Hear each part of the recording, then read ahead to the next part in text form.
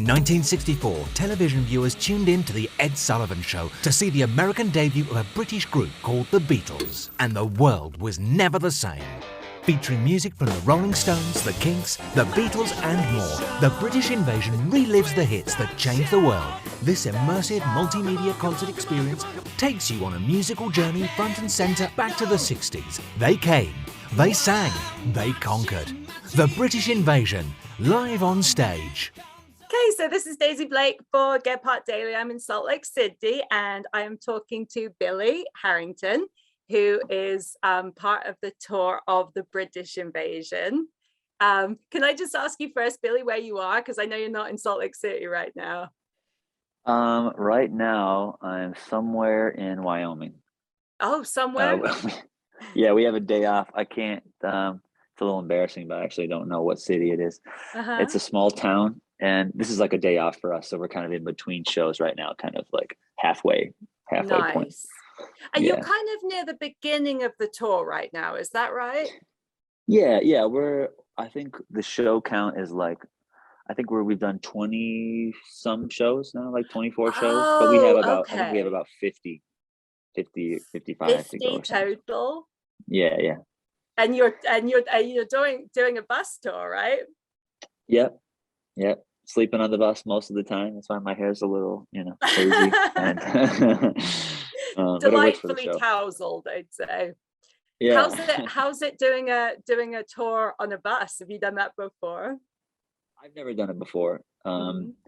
It's interesting. The first night when we got in our bunks, and we tried to go to bed and the bus started whirring, I was like, oh, I'm feeling a little claustrophobic right now. I can't believe I'm about to do this for 3 months, But after the first night, it was all good. We got used to it. And thankfully, we have the whole cast on one bus and everyone is such a family already that I'm really lucky, to have such nice people to sort of have as bus mates, And so that helps. Tell me a little bit about your background, first of all. Yeah, so I'm a freelance drummer. I'm from Ann Arbor, Michigan.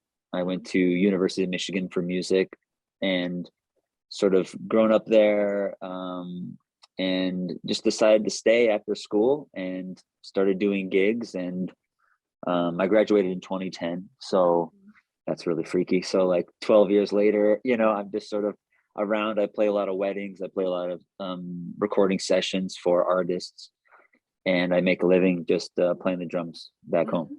Nice. And what took you to this tour? Were you asked to join the tour, or did you see an audition notice? Or well, I actually had a old professor at U of M, Cynthia Westfall. Thank you, Cynthia, again. She saw an ad, for I'm blanking on the name, but it was like a call, a call out for auditions for the show. They wanted like a Ringo type drummer, and because people back home I think know me as like a big Beatle nut and like nerd, and I've done a couple lectures on Ringo Starr and stuff like that. And she said, hey, like I saw this, I think you should go out for this. And I don't really do, and that is more along like the lines of the Broadway, musical theater sort of scene. And I do musical theater stuff at home, but only in the pit. I've done a couple of shows where I'm on stage and might have one line, but it was a bit different, and it sounded like an adventure. So she sent it to me, and I thought about it, and I was like, well, I'll think about it, because I'm pretty comfortable being at home and being a freelancer. And but after a while, I thought, this sounds like a nice adventure and a good change. So I'm just going to go out for it, and then it worked out. So I'm here. And did you have to do like callbacks with the other Beatles to make sure that like you all got along and stuff? We did have an audition. We did like a self tape where you record yourself at home and you send it in. And then we did a live audition in New York City. So I flew out for that audition, and then they were constantly kind of subbing people in and out, bringing people in, like, you stay, can you leave really quick, can you come back in, and to kind of check, some chemistry and that kind of thing. And just out of interest, like, did you feel it when you were on stage with the other three guys that actually ended up getting cast? Were you like, oh, this feels good? Yeah, well, I did. So I didn't get to see everyone that day because it was spread out over, the course of a couple of days, I think. But I did meet Shannon, and it's such a blur. Like when you go, it's like I Yeah. felt like I just arrived in New York and then walked straight to the audition, off the plane. It's kind of what it felt like. So it was a bit of a blur. But I remember I definitely met Shannon at least in the room and played drums for her. Um, and that was great, but yeah, it was kind of a whirlwind. I can't I can't really remember Yeah. too much about it because I was probably so nervous. And tell me about the show. I mean, for those that don't know about the British invasion, like, tell me about the show and tell me about what the British invasion is. Yeah, so what the show is I like to say it's sort of in between a musical theater review or like a jukebox musical and a rock show. It's kind of like teetering on in between those. And it's a 7-piece band on stage, and we're talking about the music of the British invasion and playing the music of the British invasion. And for people who don't know what that was, it was a period in the mid 60s, and we kind of used the Beatles as sort of like that kind of jumping off point where the Beatles came to America, played the Ed Sullivan Show, in February 1964, and that sort of started this waterfall of all of these British acts coming over to the United States, and all of a sudden, the United States top 40 became covered in British artists. And so it was this, kind of really unique time, and it wasn't that long. I mean, our show covers basically around 1962-ish songs from that era, 62 to around 67, I think is the oldest song that we have. So it was a very short period of time, but in that short period of time, culture changed for the world, but more specifically in this show for people that were stateside, that were in the United States. And, so Brit culture just sort of became a phenomenon and something to talk about, and changed a lot of different facets of art and fashion. And so we talk about that during the show. So we kind of we play the music.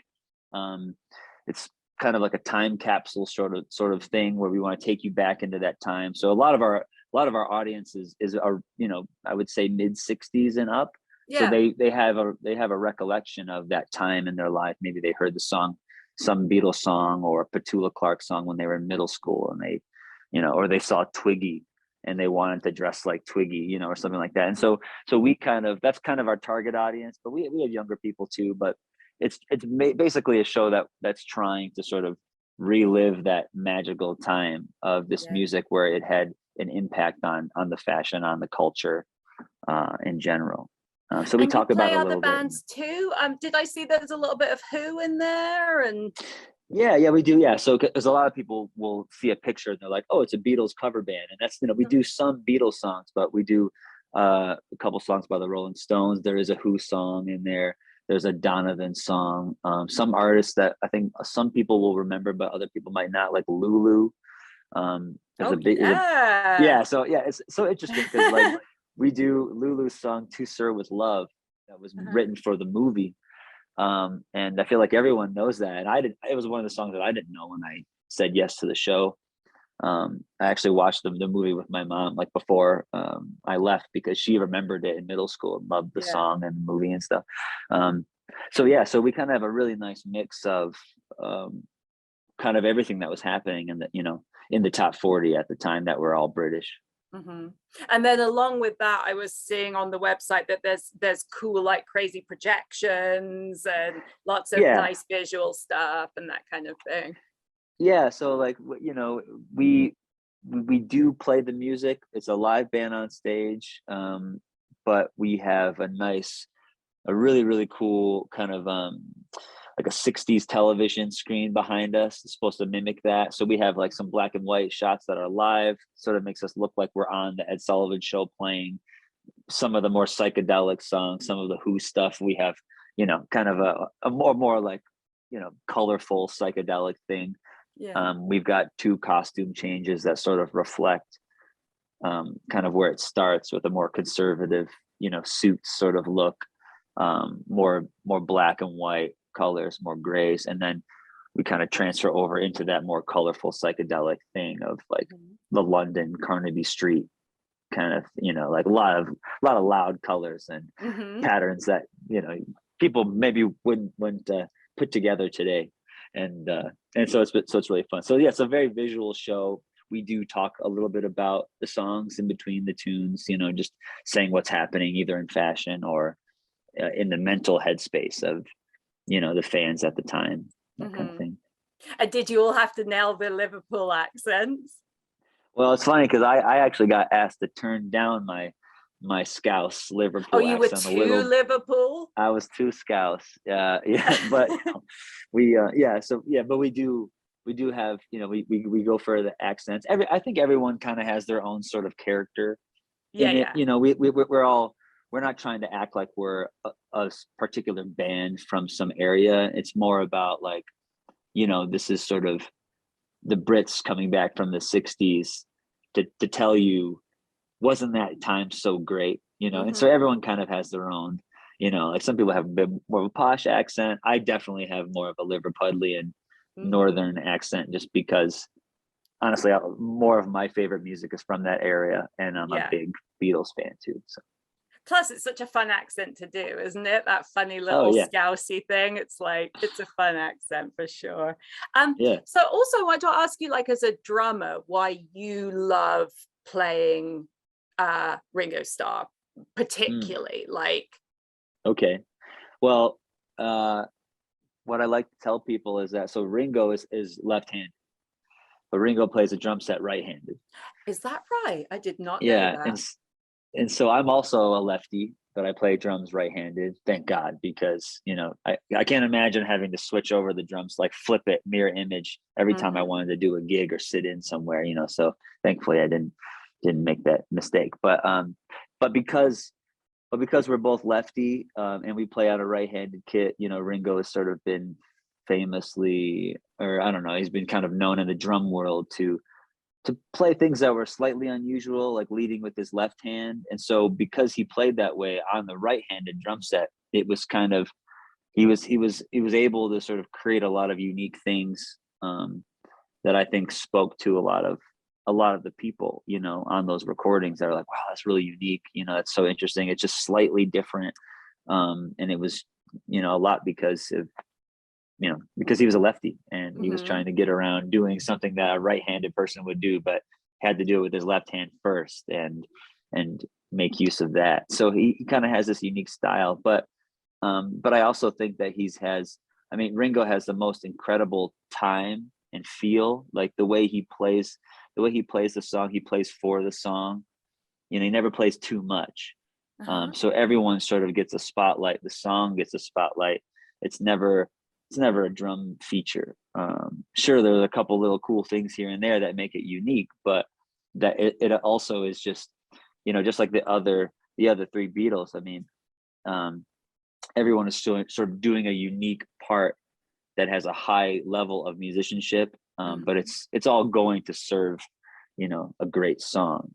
And that's something I love about the show the most, is that, we do have some features. I have a drum solo at the end of the show, and there's a couple, bombastic elements or whatnot of, heavy playing, but for the most part, it's about showcasing these great songs and the songwriters. And because at the end of the day, I think why I love this music so much is that I remember basically waking up, just like being a kid and then knowing songs somehow that I knew them. And it was only because of, them being around on my parents' stereo or going to daycare, getting driven to daycare every day and hearing, doo-wah diddy or something. And it's just like, I didn't really, and like by the time you're 12, you hear it again and you're like, gosh, I know all these lyrics. I have no idea what the song is called. I have no idea who the artist is. How do I know this song? And it's because these things are so catchy and memorable and just special for me. I just love the tunes. It's got to be cool as well to play kind of from the beginning of the Beatles catalog to kind of close to when they were splitting up as well, to play that whole spectrum, Yeah. Like there's a lot of more, I don't want to say, well, I guess I'll say it like conservative playing, and more like proper English, like traditional, like classical based playing on the drum set. A lot of those songs were like the non-Beatles songs too were, done by English session players in the studio. So they were very well trained and not from this sort of rock band, pick up your favorite instrument and just figure it out world. That was more like the Beatles thing. And so there's that difference between something like that is very, very posh and very, very together and very traditional to support the song, like a Petula Clark song we play Downtown. That's a good example of that. And then all the way to something like She Loves You by the Beatles or My Generation by The Who, where it's just sort of, I get to be Keith Moon for a minute. I was just going to say, you get to be Keith Moon. Oh, it's so fun. It's one of my favorite things to act like him and, try to throw my stick up in the air and all that stuff. And it's just, it's fun. Yeah. Really fun. To play all those drummers on one night. Wow. That's amazing. And it definitely keeps it fresh too. It would be something if I was just acting solely as Ringo, which would be great because I'm a Ringo fan, but I do think that's also something so great about this show and why I think everyone isn't burnt already on it. We get such a big spectrum of songs and styles inside such a short period of time. So it's exciting. The show goes by really fast. Do you have one favorite song to play, or does it change kind of depending on the audience and the vibe? Yeah, it's definitely changed just throughout the the run of the show so far. I mean, My Generation is always super fun, like I was saying, because I'm just trying to make it really big and visual and now that I mentioned the stick toss, I'm probably going to jinx it and not catch it next time, but but that's part of it too. I guess if that falls off the rails, that's kind of the Who thing anyway. So but I love that song. That the Lulu song To Sir With Love has been a big favorite of mine too since I heard it, because it was new for me and it's just so groovy. And I was actually just talking to the bass player and singer Jonah about how Motown it was, which I thought was really interesting because we're playing the parts and we're really grooving and it's like, yeah, it does sound like Motown. It's so cool, so fun to see that kind of thread. Go to the United States, go to the Brits, and then come all the way back in the form of a song. I'll say To Sir With Love. My groovy favorite. And anything else about the show that we should know, or people that are thinking of coming to see it? Like I said, it kind of goes in between that jukebox musical and a rock concert, and so we encourage people to get up and dance and make it sort of like a party. And just like you would go to see a gig for someone, we want you to be involved and we want you to laugh and shout out things, and because we really feed off of that. And I think that's kind of the one thing that is tough when you're doing more venues that are more musical theater circuit based, where someone might come and see Wicked or something where they just they're going to sit down, they're just going to enjoy it, they're going to clap after every song. We love that, of course, but we also really like when people get up and just have a great time and sort of relive that that time in their lives when they were, I don't know, they got to go to a house party and put on a 45 of their favorite artist or something. Bring the Beatlemania back, right? Exactly, that's what we want. So don't be afraid to get up and scream. The theater you're playing in Salt Lake is super cool too. It's a nice big theater and good acoustics and everything. That's great. I've heard it's beautiful. Yeah, it's nice. I was just going to remind people that the show is Thursday night in Salt Lake City at 7:30, and it's at the Eccles. So I think, and you're just doing one show here in Salt Lake, right? Just one, yeah. Cool. Yeah. I think that's just about everything, unless there's anything else that you would like to say about the show or the tour, or. Oh, I don't know. I mean, just please come, and if you're in Salt Lake, come to the show, and if you can't make it that date, use our tour list as a destination vacation. Come out and see us somewhere else. Yeah, and you guys are on tour till May, right? I think. Middle of May. How fun! Yeah. Cool. Thank you so Yeah. much for spending some time with us, and thanks for hopping on when you're somewhere in Wyoming. Yeah. I don't know. I'll text you later or something and let you know when I find out. Awesome. Thank you, Billy. We appreciate your time. All right. Thanks again. Thanks. Thank you so much. Yeah. Bye. Take care.